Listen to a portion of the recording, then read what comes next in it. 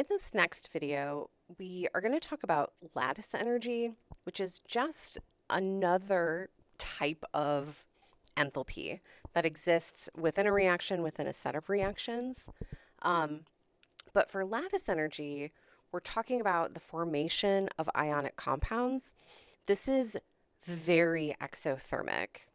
So if you look at the reaction to make sodium chloride, and I know this has a fraction in it, which is antithetical to how I have asked you to rate reactions.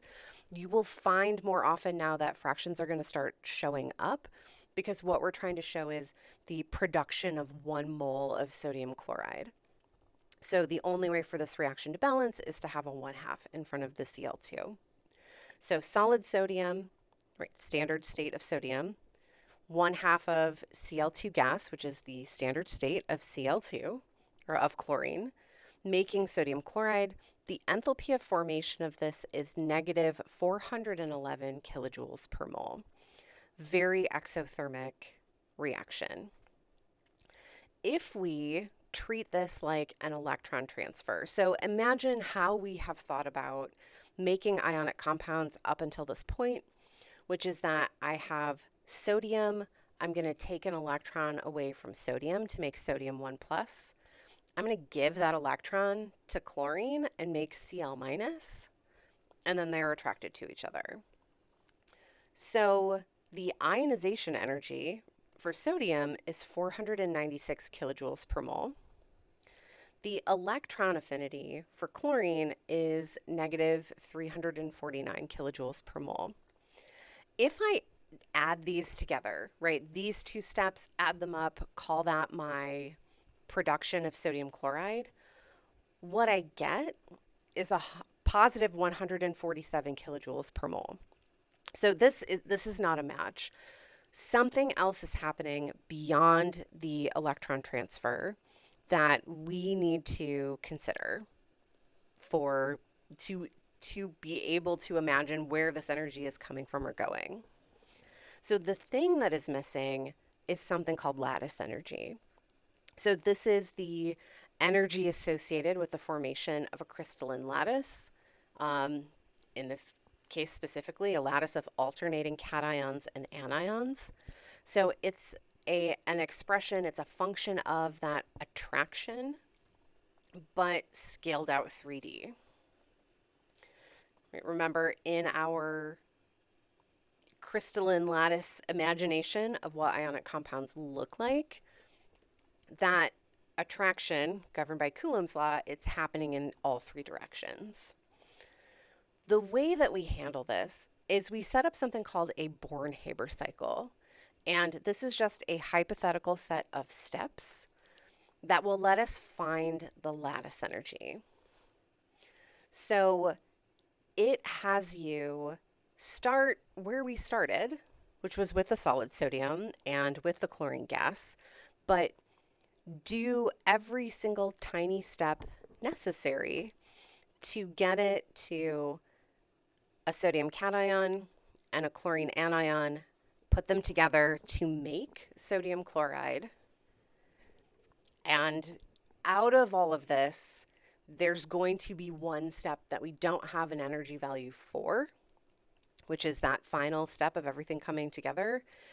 That is going to be the lattice energy. So Born-Haber cycle is writing the steps hidden from the starting point of your enthalpy of formation to your ending point of your enthalpy of formation, and using Hess's law to find the energy for the missing step. So let's imagine that we're going to make sodium chloride. We're making it from solid sodium and chlorine gas. And we're going to come up with all of these steps to do it. Now, these steps can really be in any order. So if you were doing this on your own and you put these steps in a different order, that's completely fine. Like, the only thing that matters is that we have the right steps, that we have everything accounted for, and we'll be good to go. So sodium chloride my enthalpy of formation value is starting with solid sodium. So let's start with solid sodium. I need to get from solid sodium to a sodium cation. So I have to ionize it. But ionization energies are only for atoms that are gases. So the ionization energy for sodium that I wrote down before, you have to have a sodium atom in the gaseous form for that ionization energy to be true. So I need to first turn my solid sodium into a gas. This explicitly does have a value. It's called the enthalpy of atomization. Right, we're just taking a solid and we're turning it into its atoms. This is an example of a value that, right, like we haven't talked about this before. I would give you that energy value because you can't look it up in the appendix. Now that I have sodium gas, I can ionize it. So that would give me a sodium cation, and the amount of energy that it takes to do this reaction would be my ionization energy. For chlorine, I'm starting with 1/2 Cl2.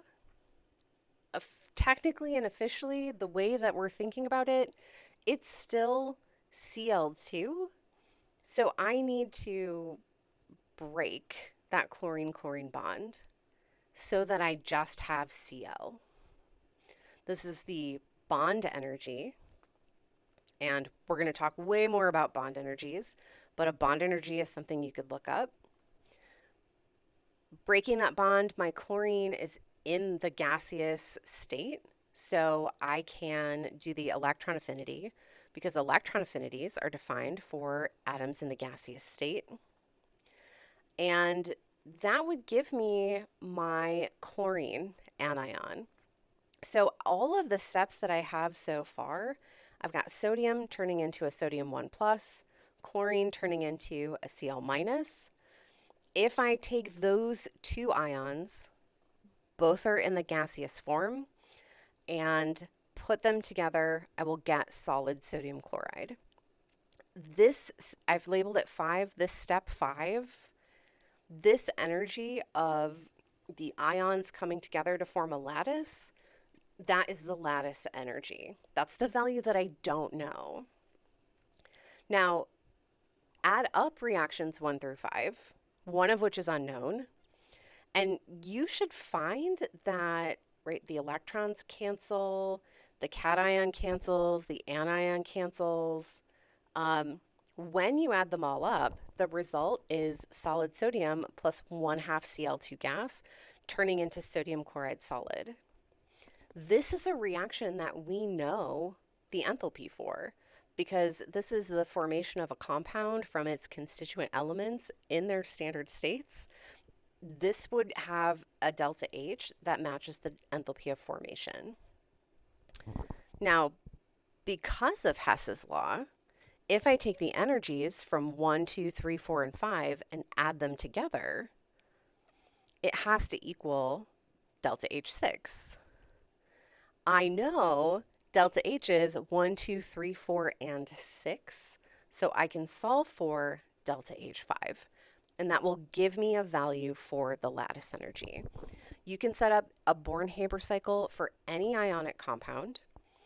If you know what that compound is and you have the enthalpy of formation, you can write out all of the steps and look up the energies for those steps. Or, right, if it's not a bond energy or an ionization energy or an electron affinity, I probably have to give you the energy, but you can use all of those known quantities to find the lattice energy for that ionic compound. So let's talk about some trends in lattice energy. These are all going to be around Coulomb's law. So I'm also going to have Coulomb's law over here. Right? The energy depends on the magnitude of the charges and the distance between them. This 1/4 pi epsilon naught is a constant. So if we're looking at ion size, so lithium chloride versus sodium chloride versus potassium chloride versus cesium chloride. The lithium, right? Lithium's at the top. It's in the second row. It's way smaller than cesium, which is in, what is that? 1, 2, 3, 4, 5, the sixth row. So bigger at the bottom, right? My cations are just all going down this one column. My anion stays the same. So the only thing changing is the size of the metal ion. The lattice energy for lithium chloride is negative 834 kilojoules per mole.